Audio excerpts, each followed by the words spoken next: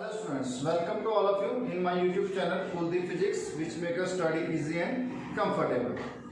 तो बेटा last video के अंदर हमने बात की थी kinetic energy. Kinetic energy by virtue of its motion, किसी भी बॉडी के अंदर अगर मोशन है तो हमने बात किया उसके अंदर होती है काइनेटिक एनर्जी। उसका फॉर्मूला हमने ड्राइव किया, कुछ एग्जांपल्स देखे। तो आज की वीडियो के अंदर हम जो दूसरी फॉर्म है एनर्जी, हमने मैकेनिकल एनर्जी की बात की, दो एनर्जीज के कॉम्बिनेशन को मैकेनिकल एनर्जी कहते हैं, kinetic energy plus potential energy. पिछली वीडियो के अंदर काइनेटिक एनर्जी क्लियर हो गया, होप आप सभी ने अच्छे से समझा भी होगा उसको। इस वीडियो के अंदर आज हम बात करेंगे पोटेंशियल एनर्जी। पोटेंशियल एनर्जी क्या होता है, किस वजह से आती है, इसका मैथमेटिकल एक्सप्रेशन क्या है, और भी जो चीजें हैं डिस्कस करेंगे। तो पोटेंशियल एनर्जी को समझाने से पहले कुछ एग्जांपल्स मैं आपको देना चाहूंगा जिससे आपको एक फंडा क्लियर हो कि वाकई में पोटेंशियल एनर्जी है क्या। फॉर एग्जांपल कुछ डायग्राम समझेंगे।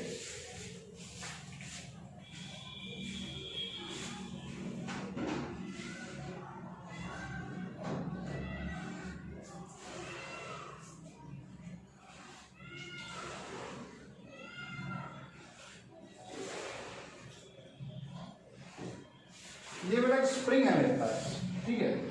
अभी नॉर्मल लेंस के ना मैंने इसको कंप्रेस किया ना मैंने इसको खींचा है, और क्या करते हैं हम यहाँ पे एक ब्लॉक रख देते हैं मास m। मैंने यहाँ ब्लॉक रखा, स्प्रिंग नॉर्मल लेंस पे, ना मैंने इसको खींचा है ना इसको मैंने कंप्रेस किया है। इस सिस्टम के अंदर ये स्प्रिंग इस ब्लॉक को अभी मूव नहीं कर सकता। अगर मैं सिस्टम को छोड़ूंगा तो ये ब्लॉक अपनी पोजीशन पे ही रहेगी। क्यों? क्योंकि अभी स्प्रिंग के अंदर कोई एनर्जी स्टोर नहीं, तो ये कोई वर्क भी नहीं कर सकती। अब इसी में अगर मैं स्प्रिंग को कंप्रेस कर देता हूं, अब मान लेते हैं स्प्रिंग मैंने कंप्रेस कर दिया, और इसके बाद में अगर मैं यहाँ ब्लॉक रखता हूँ मास m का, ठीक है, मैंने इतना स्प्रिंग को कंप्रेस कर दिया, स्प्रिंग दबाया, और अब मैं इसको रिलीज करता हूं तो क्या होगा, स्प्रिंग खुलेगा और इस ऑब्जेक्ट को इधर मूव करवा देगा विद वेलोसिटी, ऐसा कुछ होगा। तो बेटा हम कह सकते हैं हमने स्प्रिंग को दबाया, दबाने से ये वर्क कर पाई, और अगर वर्क कर पाई तो हम कह सकते हैं कि इसके अंदर कोई एनर्जी होगी तभी ये वर्क कर पाई है। क्योंकि हमने पढ़ा है कि जब तक किसी ऑब्जेक्ट के अंदर एनर्जी नहीं होगी तो वर्क भी नहीं कर पाएगा। तो हम कह सकते हैं जैसे हमने स्प्रिंग को कंप्रेस किया, इसके अंदर एक एनर्जी स्टोर हो गई है, उस एनर्जी की वजह से वर्क कर पाया है, राइट। और एग्जांपल देखते हैं बेटा, हैमरिंग की अगर आप बात करो, हथौड़ा, आपको वुडन ब्लॉक के अंदर, ये मान लेते हैं वुड का ब्लॉक है और इसके अंदर नेल इंसर्ट करने, ठीक है, कील आपको इंसर्ट करनी। आप क्या करते हो, हथौड़ा मारते हो इसके ऊपर। अब बेटा जो हथौड़ा है, हैमर है, कितनी फोर्स या कितनी कह सकते हैं एनर्जी से आप स्ट्राइक करना चाहते हो, किसके ऊपर डिपेंड करते हैं, कितना उस हैमर को आप ऊपर उठाते हो। आप हैमर को थोड़ा सा उठाओ, छोड़ो, हल्के से टकराएगा, कील हल्की से अंदर जाएगी। आप हैमर को ऊपर उठा के, ज्यादा ऊपर उठा के हिट करोगे, ज्यादा फोर्स से स्ट्राइक करेगा, कील ज्यादा अंदर जाएगी। तो अपन कह सकते हैं उस केस में हैमर आप कितना राइज कर रहे हो उसके ऊपर डिपेंड करता है कि वो कितना नीचे आके वर्क कर सकता है। तो इस केस में भी हम कह सकते हैं जब आप हैमर को राइज कर रहे हो तो उसके अंदर वर्क करने की कैपेसिटी आ जाती है। मतलब जैसे हमने उसको ऊपर उठाया तो उसके अंदर एक एनर्जी स्टोर होगी जिसकी वजह से वो वर्क कर सकता है। बड़ा सिंपल सा एग्जांपल दें, पत्थर पड़ा है बेटा नीचे, कोई वर्क नहीं कर सकता, लेकिन उसी पत्थर को उठा के मैं छत पे ले जाऊंगा, छत से किसी के सिर पे गिरा दूं, उसका सिर फोड़ सकता है। मतलब उसके अंदर एक एनर्जी आ जाती है जिसकी वजह से वो वर्क कर सकता है। सिंपल से तरीके से कह सकते हैं कोई भी ऑब्जेक्ट को अगर आप ऊपर उठाते हो तो उसके अंदर एनर्जी स्टोर हो जाती है। इसके अलावा अगर हम एग्जाम्पल लें बो एंड एरो, सभी ने धनुष चलाया हुआ,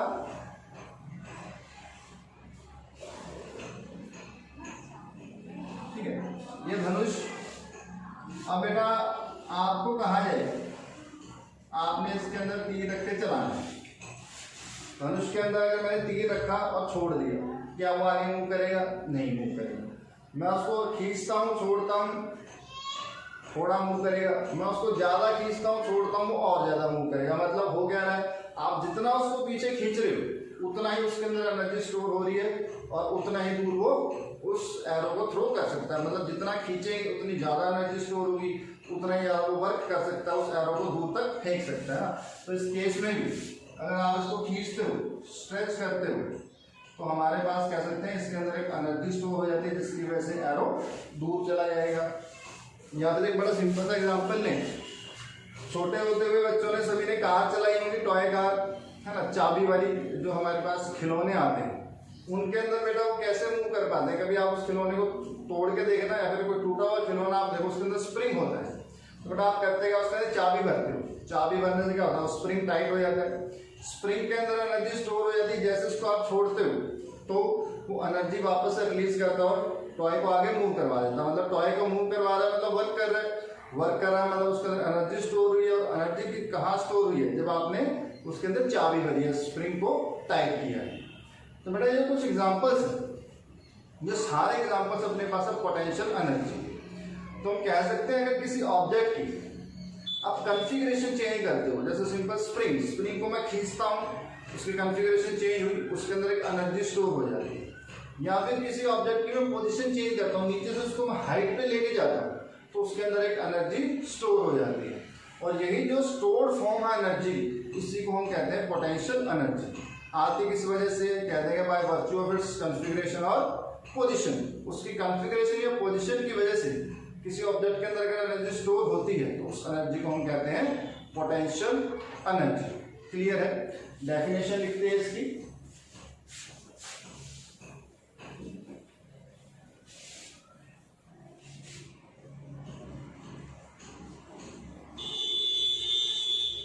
energy stored in a body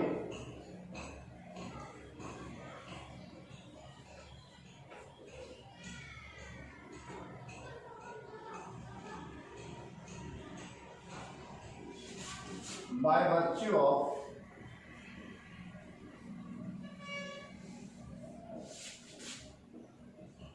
its position or configuration।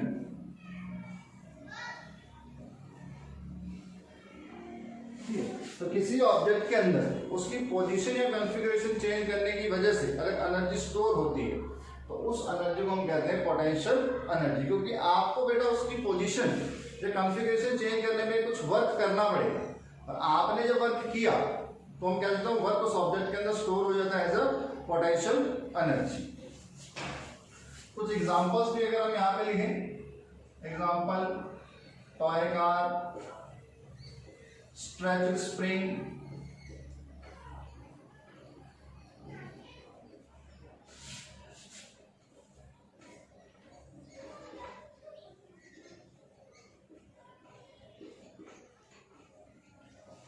Raised hammer,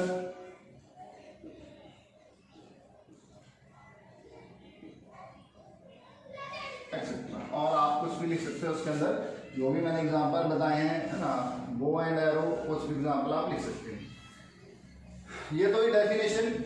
अब इसके बारे में अगर और बात करें, एनर्जी है, एनर्जी है तो कैसी क्वांटिटी है हमारे पास? Scalar quantity. ये भी हमारे पास एक स्केलर क्वांटिटी होगी। इसकी ऐसा यूनिट्स की बात करें, जैसे एज यूजुअल हमारे पास जो एनर्जी की यूनिट है, ये भी एक एनर्जी है, तो यहाँ भी एनर्जी की हमारे पास जो यूनिट है वही एनर्जी की पोटेंशियल एनर्जी की यूनिट हो जाएगी जूल। सिंबल जे। मैथमेटिकल एक्सप्रेशन की बात करें, जैसे हमने काइनेटिक एनर्जी को डिनोट किया था ई के से, वैसे हम पोटेंशियल एनर्जी को डिनोट करते हैं ई पी से, और इसका फॉर्मूला होता है अपने पास एम जी एच। ये फॉर्मूला ड्राइव कैसे हुआ वो भी हम देखेंगे। यहाँ पे हम एम की बात करें तो एम है mass of object, g acceleration, due to gravity और h हाइट। ठीक है, तो ये अपने पास एक्सप्रेशन है potential energy stored in an object at height h। Spring के अंदर बेटा जो पोटेंशियल एनर्जी स्टोर होती है उसका भी फॉर्मूला हमारे पास होता है हाफ के एक्स स्क्वायर, लेकिन वो आप अभी नहीं पढ़ोगे इस चैप्टर के अंदर या इस 9th क्लास के स्टैंडर्ड पे। आपको सिर्फ जो पोटेंशियल एनर्जी पढ़नी है due to height of object, मतलब ये वाला फॉर्मूला आपको याद रखना है। ठीक है, ये तो कुछ जनरल चीजें हुई। अब हम चेक करते हैं कि अगर किसी हाइट पे हम किसी ऑब्जेक्ट को लेके जा रहे हैं तो उसके अंदर पोटेंशियल एनर्जी स्टोर होगी और उस पोटेंशियल एनर्जी का फॉर्मूला हमने लिखा हुआ, तो इसको ड्राइव करना है कि ये फॉर्मूला हम ड्राइव कैसे करते हैं। तो चलिए देखते हैं, इसको नोट कर लीजिएगा आप सभी।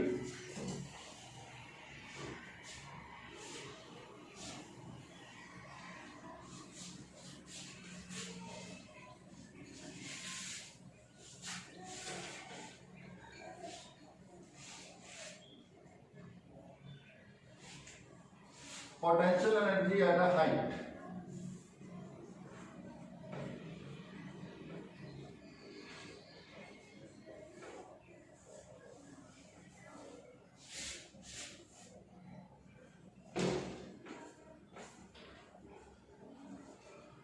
या फिर आप लिख सकते हो इसके अंदर हेडिंग दे सकते हो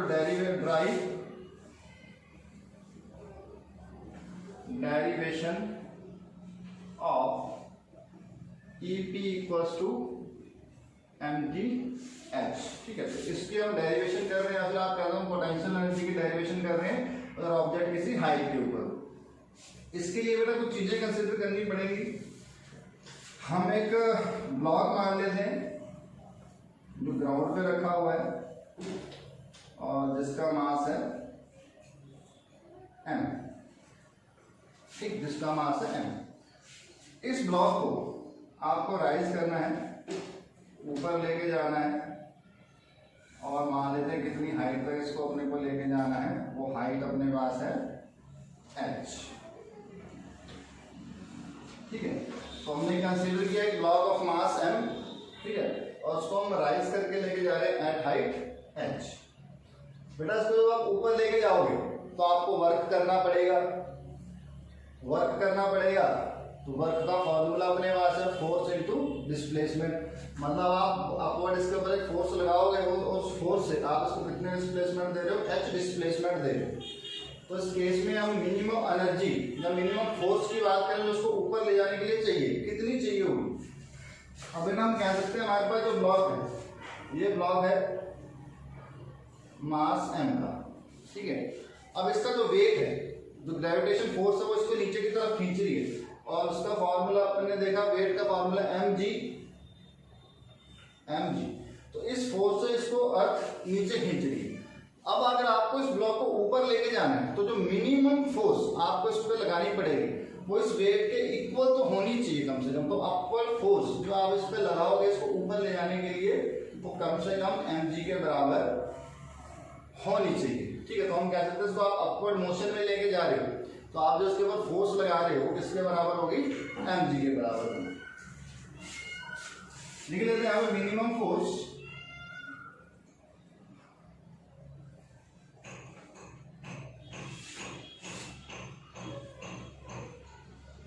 required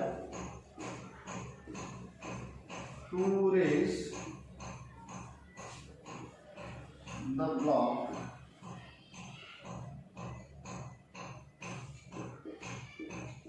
is equal to its weight। तो हम कह सकते हैं जो आपने अपवर्ड इसके ऊपर फोर्स लगाई वो फोर्स अपने पास हो गई mg। अब आप इसको ऊपर ले आने में कितना वर्क कर रहे हो वो आपको फाइंड करना है। Therefore work done in raising the block to height h is. तो बेटा वर्क का फॉर्मूला क्या होता है, फोर्स इंटू डिस्प्लेसमेंट। तो अभी हम लिख देते हैं फोर्स इंटू डिस्प्लेसमेंट। इस केस में आपने जो फोर्स लगाई है वो है mg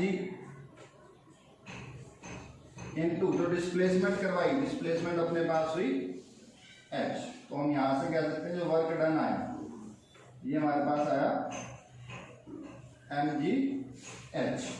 और हमने बात की थी जो वर्क हम करेंगे इसको ऊपर ले जाने में वही वर्क इसके अंदर स्टोर होगा एज अ एनर्जी। तो हम कहते हैं दिस वर्क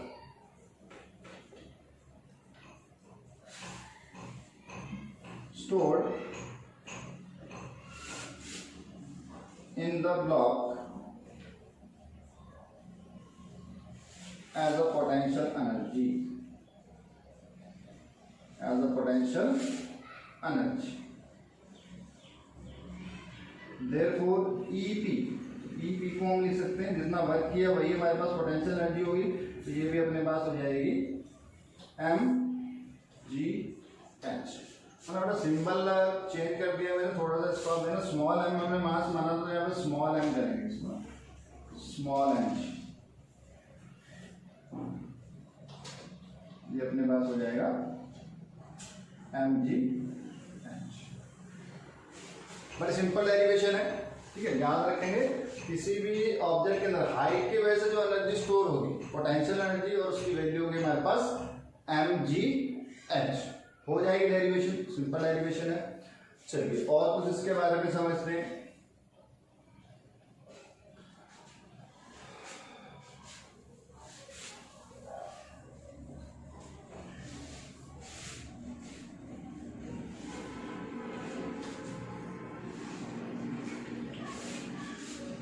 बेटा यहाँ पे अगर हम पोटेंशियल एनर्जी की बात करते हैं, ठीक है, आपने अभी फॉर्मूला देखा mgh।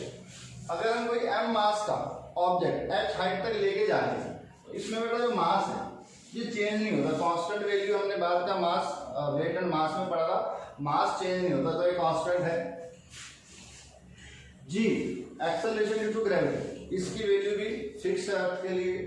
तो हम कह सकते हैं पोटेंशियल एनर्जी डिपेंड किस पे करेंगे, मेनली हाइट के ऊपर, कि आप ग्राउंड से कितनी हाइट तक उसको ऊपर लेके जा रहे हो उतनी ही उसके अंदर ज्यादा पोटेंशियल एनर्जी स्टोर होती जाएगी। जितना ऊपर ऑब्जेक्ट को लेके जाएंगे उतनी ज्यादा उसके अंदर पोटेंशियल एनर्जी स्टोर होगी।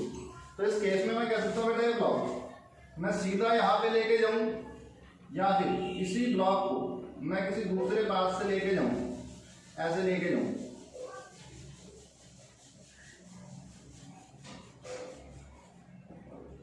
अब इन दोनों केसेस में बेटा चाहे आप सीधा लेके जाओ चाहे ऐसे घुमा के लेके जाओ, लेकिन जो हाइट है वो सेम है।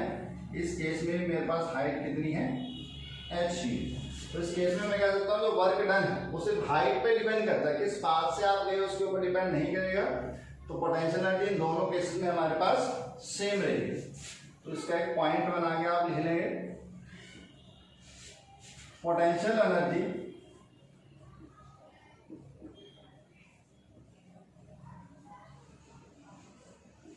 stored in a body or in an object only depends on its initial and final position and it is independent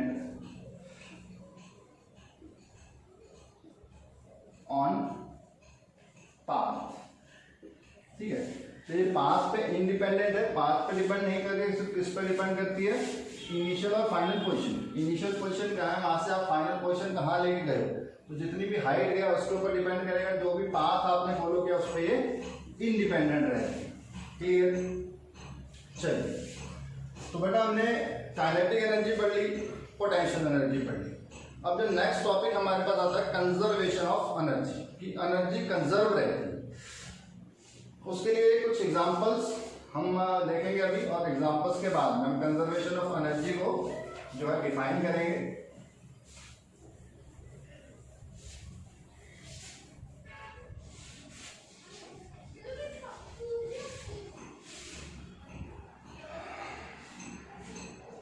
बेटा अगर हम कंजर्वेशन ऑफ एनर्जी की बात करें, इसमें हम कह सकते हैं कि हमारे पास जो एनर्जी है, टोटल एनर्जी सिस्टम की हमेशा सेम रहती है। उस एनर्जी को आप एक फॉर्म से दूसरी फॉर्म में कन्वर्ट कर सकते हो। इसको सिंपल एग्जांपल लें, बेटा आप फैन ऑन करते हो, पंखा घूमने लग जाता है, मतलब पंखे के अंदर काइनेटिक एनर्जी आई और वो मोशन में आया। वो काइनेटिक एनर्जी इसके अंदर आई, तो वो आई कहाँ से? बदले में कोई एनर्जी आपने स्पेंड की है। कौन सी एनर्जी? Electric energy. तो आप कह सकते हो इलेक्ट्रिक एनर्जी को कन्वर्ट किया मैकेनिकल एनर्जी। आपने लाइट ऑन करी, लाइट एनर्जी आपके पास आई, किसकी वजह से आई? जब आपने इलेक्ट्रिक एनर्जी कंज्यूम करी, ठीक है। सिमिलरली हीटिंग के लिए कह सकते हैं, आप अगर फ्यूल बर्न कर रहे हो, हीट एनर्जी आपके पास आती है, कहाँ से आती है? जब वो फ्यूल बर्न करता है, मतलब फ्यूल के अंदर क्या है? केमिकल्स। जब वो केमिकल्स बर्न करते हैं तो आपके पास वो केमिकल एनर्जी कन्वर्ट हो जाती है हीट एनर्जी में। और एग्जांपल अगर हम लें, जैसे विंड मिल की बात करें, वहाँ पे क्या होता है? इलेक्ट्रिसिटी जनरेट होती है। अब वहाँ पे बेटा इलेक्ट्रिक एनर्जी आपके पास आ रही है, वो किस वजह से आती है? जो विंड के अंदर काइनेटिक एनर्जी है, उस काइनेटिक एनर्जी से वो ब्लेड को रोटेट करती है और वही काइनेटिक एनर्जी फिर कन्वर्ट हो जाती है इलेक्ट्रिक एनर्जी में। सेम काम हमारे पास हाइड्रो जो पावर प्लांट है, जहाँ पे आप फ्लोइंग वाटर से बिजली बनाते हो टरबाइन लगा के, वहाँ भी अंदर कह सकते हैं हमारे पास जो वाटर के अंदर, फ्लोइंग वाटर के अंदर काइनेटिक एनर्जी है, उस काइनेटिक एनर्जी से आप टरबाइन रोटेट करते हो और टरबाइन रोटेट होने से हमारे पास इलेक्ट्रिक एनर्जी आती है। तो इन शॉर्ट हम कह सकते हैं कि जो एनर्जी है वो एक फॉर्म से दूसरी फॉर्म में कन्वर्ट हो सकती है, लेकिन जो टोटल एनर्जी है उसकी वैल्यू सेम रहती है। तो यहाँ पे हम कंजर्वेशन ऑफ एनर्जी की डेफिनेशन लिखेंगे। नेक्स्ट टॉपिक हम डालेंगे कंजर्वेशन ऑफ एनर्जी।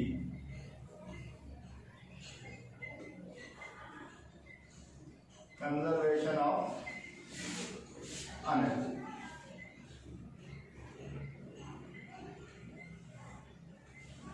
डेफिनेशन में इसके हम लिख सकते हैं energy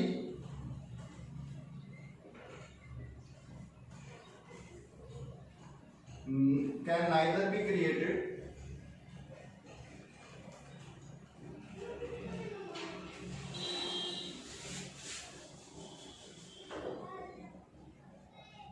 nor destroyed.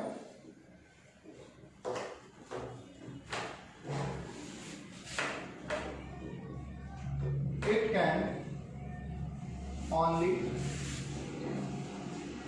change from one form to another. Energy को ना तो आप क्रिएट कर सकते हो, ना आप उसको डिस्ट्रॉय कर सकते हो। ना आप कभी एनर्जी को क्रिएट कर सकते हो, ना आप एनर्जी को डिस्ट्रॉय कर सकते हो। तो आप कर क्या सकते हो? आप सिर्फ उसको कन्वर्ट कर सकते हो। It can only be change या converted from one form to another. एक फॉर्म से दूसरी फॉर्म में उसको आप कन्वर्ट कर सकते हो, चेंज कर सकते हो, बट आप एनर्जी को क्रिएट और डिस्ट्रॉय नहीं कर सकते हो। मतलब हमारे पास जो एनर्जी है वो कंजर्व रहती है। अमाउंट ऑफ एनर्जी फिक्स है, आप उसको एक फॉर्म से दूसरी फॉर्म में बदल सकते हो, लेकिन उसको आप एक फॉर्म से दूसरी फॉर्म में चेंज कर सकते हो, कन्वर्ट कर सकते हो, लेकिन क्रिएट या डिस्ट्रॉय नहीं कर सकते हो। अगर इसमें हम सिंपल सा एग्जांपल लें, एग्जांपल अपने पास एक फ्री फॉल मोशन जो है, फ्री फॉल मोशन हमने पढ़ा बेटा, जब कोई ऑब्जेक्ट सिर्फ ग्रेविटी फोर्स की वजह से नीचे आ रहा होता है तो उसको हम कहते हैं फ्री फॉल मोशन। तो बेटा इस फ्री फॉल मोशन के अंदर भी हमारे पास जो है एनर्जी कंजर्व रहती है। कैसे रहती है? एक छोटा सा एग्जांपल लेके चलेंगे। मान लेते हैं हमारे पास ये कोई बिल्डिंग है, ठीक है, और यहाँ पे आपके पास एक बॉल है मास m, ठीक है। इसको आप यहाँ से नीचे गिरा रहे हो, तो मैं कुछ पॉइंट्स की बात करूंगा। जैसे टॉप मोस्ट पॉइंट है, इसको हम नाम दे देते हैं ए, और जो बॉटम मोस्ट पॉइंट है इसको हम नाम दे देते हैं बी। इन बिटवीन भी हमारे पास कुछ पॉइंट्स होंगे, ठीक है। अब बेटा अगर हम बात करते हैं कि आपने बॉल को यहाँ पे पकड़ रखा है, इस हाइट पे मैंने बॉल को पकड़ रखा है, बॉल मोशन कर रही है? नहीं कर रही, क्योंकि पकड़ रखा है, रेस्ट पे है। तो इस कंडीशन में उसकी काइनेटिक एनर्जी क्या होगी? 0। लेकिन कह सकते हैं ग्राउंड से कुछ हाइट के ऊपर हमने इस बॉल को पकड़ा होगा, कुछ हाइट तो इसने ले रखी है। अब हाइट ले रखी है, इसका मतलब इसके अंदर कुछ पोटेंशियल एनर्जी तो स्टोर है। जब इसको आप नीचे से ऊपर लेके गए तो इसके अंदर potential at point A, at point A की अगर अपन बात करें इस पॉइंट पे मेरे पास जो पोटेंशियल एनर्जी है या ईपी है उसकी वैल्यू है mgh और ई के जो है वो है 0, क्योंकि ऑब्जेक्ट रेस्ट पे है, पकड़ा हुआ, काइनेटिक एनर्जी 0, लेकिन ग्राउंड से ऊपर है तो इसके अंदर पोटेंशियल एनर्जी mgh। अब बेटा जैसे आप इस बॉल को यहाँ से छोड़ोगे तो क्या होगा, ये बॉल नीचे की तरफ आएगी, नीचे की तरफ आएगी तो हम कह सकते हैं जो ग्राउंड से इसकी हाइट पहले थी वो हाइट कम होती जाएगी, हाइट कम होती जाएगी तो हम कह सकते हैं इसके अंदर जो पोटेंशियल एनर्जी है वो धीरे धीरे डिक्रीज होती जाएगी जैसे जैसे ये ग्राउंड की तरफ आएगा। पोटेंशियल एनर्जी डिक्रीज हो रही है तो हमने कहा कि एनर्जी कंजर्व रहती है, अगर एक एनर्जी कम हो रही है तो दूसरी एनर्जी बढ़ेगी। तो इस केस में हम कह सकते हैं जैसे इसको आप छोड़ोगे बॉल मोशन करना शुरू करेगी, जैसे जैसे नीचे आएगी इसकी वेलोसिटी बढ़ती जाएगी, वेलोसिटी बढ़ती जाएगी तो हम कह देंगे इसकी काइनेटिक एनर्जी इंक्रीज होती जाएगी। तो होगा क्या, जैसे जैसे बॉल नीचे आएगी पोटेंशियल एनर्जी कम होगी और काइनेटिक एनर्जी बढ़ जाएगी। तो हम लिख सकते हैं बिटवीन ए एंड बी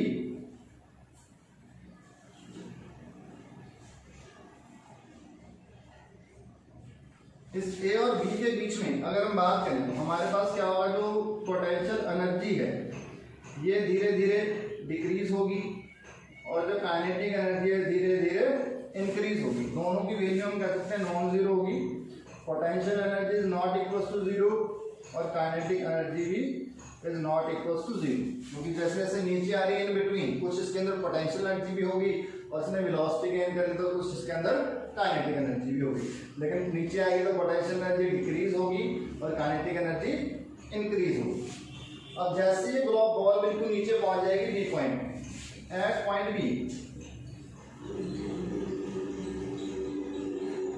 अब बेटा जैसे ये बी पॉइंट पे पहुंची तो हमने कहा ग्राउंड से हाइट इसकी h थी तो पोटेंशियल एनर्जी इसके अंदर mgh, ये दो चीजें फिक्स हैं। पोटेंशियल एनर्जी किस पे डिपेंड करती है, हाइट पे। जब ये ऑब्जेक्ट वापस नीचे आ जाएगा तो ग्राउंड से इसकी हाइट हो गई 0, h0 मतलब पोटेंशियल एनर्जी 0, तो एट पॉइंट बी मेरे पास जो पोटेंशियल एनर्जी है ये हो जाएगी 0 और जो काइनेटिक एनर्जी है जैसे बॉल छोड़ेंगे नीचे जाते हुए कुछ वेलोसिटी इसके अंदर आ जाएगी, जब यहाँ पे ग्राउंड पे हिट करेगी उस टाइम पर तो इसके अंदर पोटेंशियल एनर्जी हो जाएगी वो हो जाएगी, सॉरी काइनेटिक एनर्जी हो जाएगी हाफ mv²। तो कह सकते हैं बेटा टॉप मोस्ट पॉइंट पे इसके बाद एनर्जी थी mgh और काइनेटिक एनर्जी 0, लेकिन जैसे ही ग्राउंड पे पहुंची तो पोटेंशियल एनर्जी 0 होगी, बदले में काइनेटिक एनर्जी होगी हाफ mv²। तो हम कह सकते हैं कि एक फॉर्म की एनर्जी की ऊपर पोटेंशियल एनर्जी को कन्वर्ट किस में होगी, काइनेटिक एनर्जी, लेकिन जो ओवरऑल अपने पास सिस्टम की एनर्जी है वो कांस्टेंट रहेगी। तो मैं यहां लिख देता हूं मेरे पास जो टोटल एनर्जी है, टोटल एनर्जी ऑफ सिस्टम, मतलब टोटल एनर्जी की अगर अपन बात करें इसके अंदर दोनों आती हैं, kinetic energy plus potential energy, ये क्या रहेगा कांस्टेंट।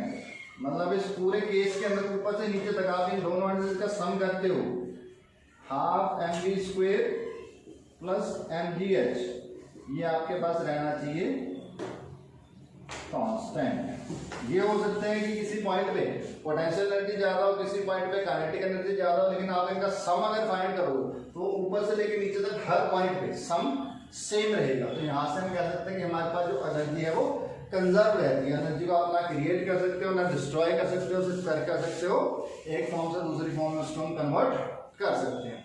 क्लियर है? तो बेटा ये एनर्जी के बारे में हुआ, कंजर्वेशन ऑफ एनर्जी हुआ। अब इस चैप्टर का एक लास्ट टॉपिक आपके पास जो बचता है वो है पावर। पावर भी देख लेते हैं क्या है, इसी में हम डिस्कस कर लेते हैं।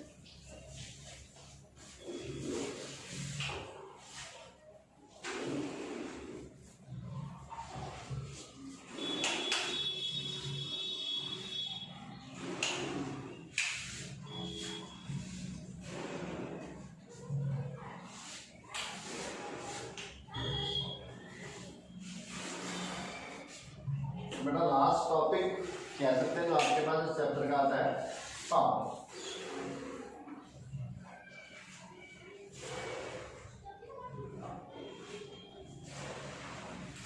बेटा पावर को हम कैसे डिफाइन करते हैं? बड़ा सिंपल सा तरीका है, रेट ऑफ डूइंग वर्क। किस रेट से आप वर्क कर रहे हो दिस इज कॉल्ड पावर।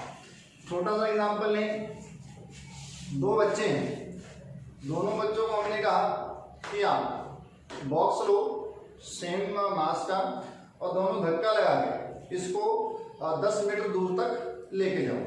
अब बेटा दोनों ही केसेस में बच्चों ने क्या किया, फोर्स लगानी शुरू करी, दोनों उसको 10 मीटर तक ले भी गए। तो दोनों केसेस में हम कह सकते हैं दोनों ने वर्क सेम किया है ना, दोनों ने जो है सेम जो है डिस्टेंस पे उसको लेके गए हैं, displacement same, force same, work same. लेकिन बेटा अगर हम टाइम की बात करें, हो सकता है कि एक ने टाइम ज्यादा लिया हो, एक ने टाइम कम लिया हो। तो इस केस में कह सकते हैं जो कम टाइम में उस वर्क को कर देगा उसकी पावर हम कहते हैं ज्यादा है, और जो ज्यादा टाइम में वर्क करेगा उसकी पावर कम होगी। तो हम कह सकते हैं जो पावर है वो टाइम के रेसिप्रोकल में, जो कम टाइम में वर्क करेगा पावर ज्यादा उसकी, और जो ज्यादा टाइम में उसी वर्क को करेगा उसकी पावर कम। तो यहाँ पे हम पावर को डिफाइन करेंगे, रेट ऑफ डूइंग वर्क, बड़ी शॉर्ट में लिख रहा हूं, रेट ऑफ डूइंग वर्क, मैं किस रेट से वर्क हुआ है, रेट का मतलब आप टाइम से कंपेयर कर रहे हो, या फिर आप इसको ऐसा भी लिख सकते हो, और rate of transfer of energy. ठीक है, किस रेट से एनर्जी ट्रांसफर हो रही है या किस रेट से वर्क हो रहा है। बेटा वर्क और एनर्जी हम पूरे चैप्टर में बात कर चुके हैं, दोनों सेम होते हैं, वर्क है तो एनर्जी है, एनर्जी है तो वर्क हो सकता है। तो आप कहते हो रेट ऑफ डूइंग वर्क या rate of transfer of energy, दोनों ही अपने पास किसका डेफिनेशन है, पावर की। तो मैथमेटिकली अगर मैं इसको लिखना चाहूं, power equals to work done upon time taken, या एनर्जी के टर्म्स में लिखना चाहो आप तो एनर्जी ट्रांसफर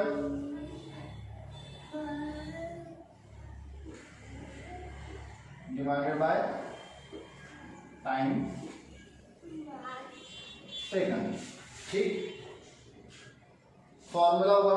ठीक है, और अगर सिंबल की फॉर्म में इसको हम लिखना चाहें तो जो पावर है P equals to W by T, work done per unit time, इसको आप कहते हो पावर। यूनिट्स किसकी बात करें, ऐसा यूनिट जो अपने पास पावर की है वो है वाट, WA और सिंबल है इसका W। ठीक है, पावर अपने पास क्या होगी, वॉट। वैसे बेटा इसकी मैं यूनिट बनाना चाहूं तो जो पावर है ये वर्क अपॉन टाइम, वर्क की यूनिट क्या है, जूल, और टाइम की यूनिट क्या है, सेकंड्स। तो ये बेटा जूल पर सेकंड जो है इसी को हम कहते हैं वॉट। जैसे हमने बात किया जूल्स, हमने जूल को डिफाइन किया, न्यूटन सेकंड, जैसे अपने वर्क को डिफाइन किया था, एक होता फोर्स इनटू डिस्प्लेसमेंट, मतलब न्यूटन और डिस्प्लेसमेंट मीटर, तो न्यूटन मीटर को हमने कहा था joule.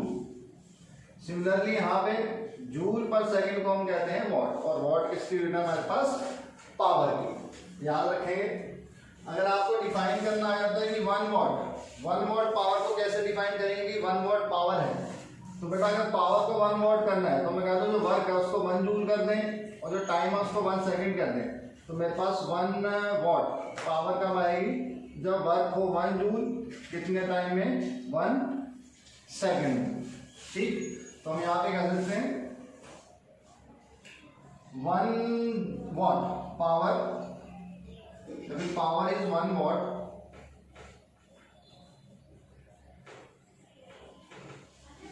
when work is done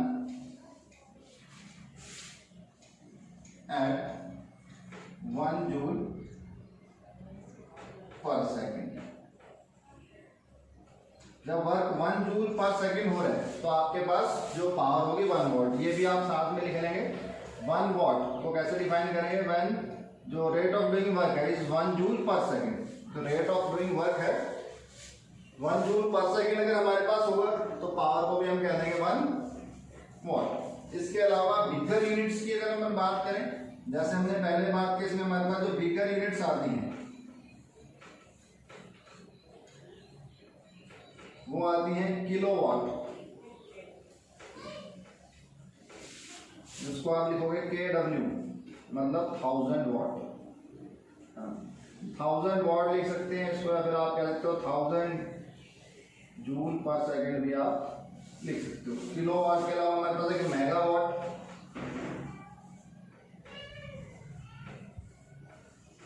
जिसको आप MW से नोट करते हो, इसका मतलब होता है 10⁶ वाट, मतलब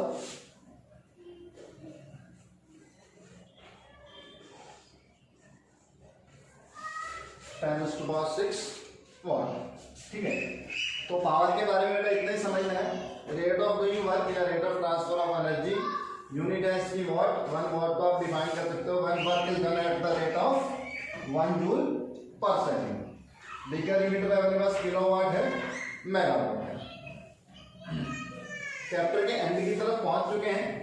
एक छोटा सा टॉपिक और आता हमारे पास, कन्वेंशनल यूनिट ऑफ एनर्जी, उसको भी आज निपटाई देते हैं, देखते हैं क्या है।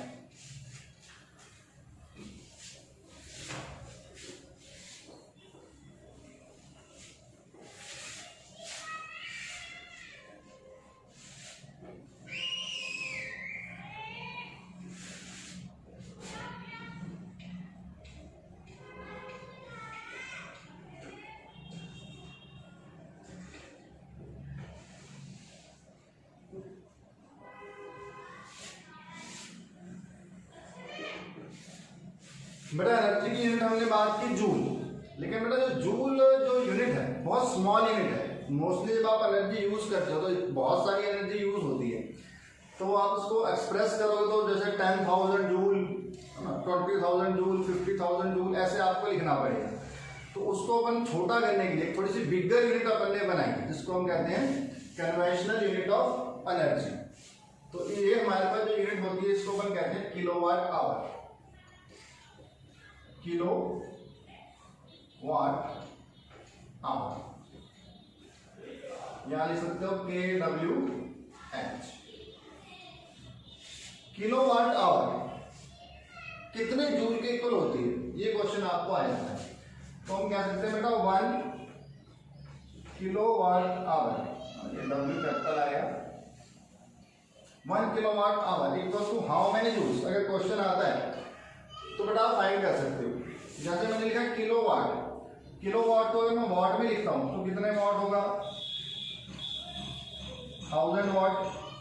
आवर, आवर को अगर अपन सेकंड में लिखते हैं तो कितने सेकंड होंगे, कह सकते हैं 60 × 60, 3600।